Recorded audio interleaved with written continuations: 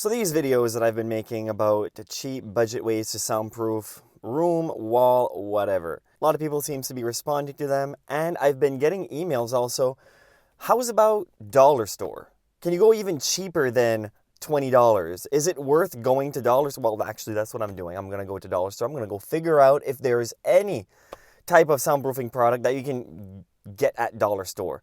Now, these might not be the conventional soundproofing products, but I can guarantee you that I'll find some things that are quite cheap and that will reduce some of the noise.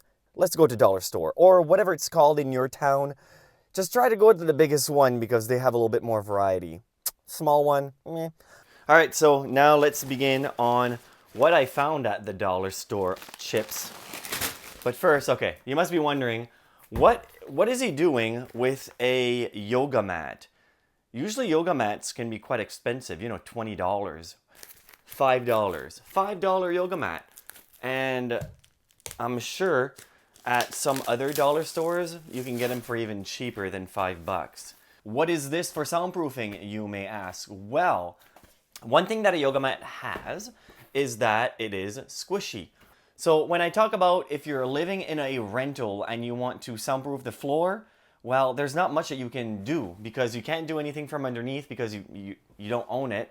And the floor, well, if you're the one banging on the floor and the people underneath you are complaining, then having a yoga mat like this in a hallway where most of the foot traffic is, if you already have a carpet runner, then adding a yoga mat underneath the carpet first will make it stick on the floor a lot better, and also it'll absorb the noise, some of the footstep noise that you'll be making. Oh my god, one thing about a yoga mat from dollar store,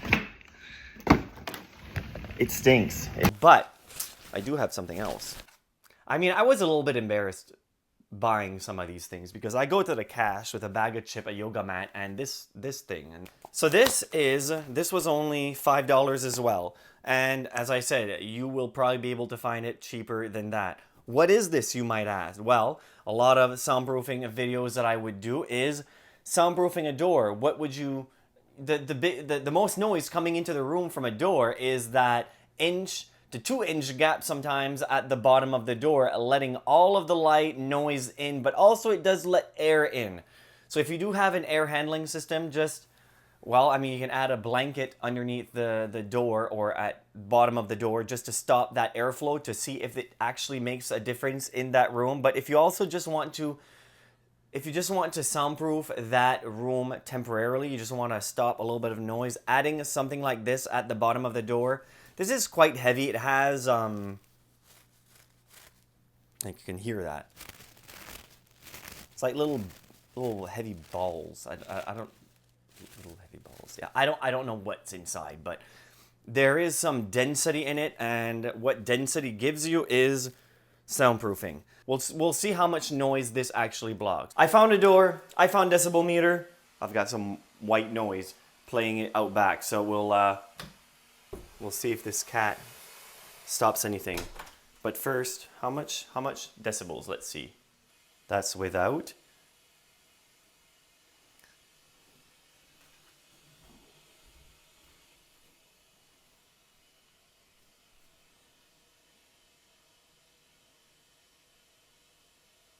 Standing at the exact same spot. Now I'm just going to lift it off again.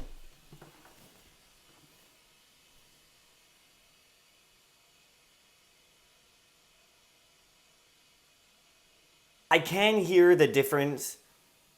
It is quite negligible, however. If you really can't afford a door sweep, usually door sweeps are about between $10 and $20. You can get a good U-shaped door sweep that will stop a lot more noise than this $5 kitty cat thing that looks like heck. Yeah.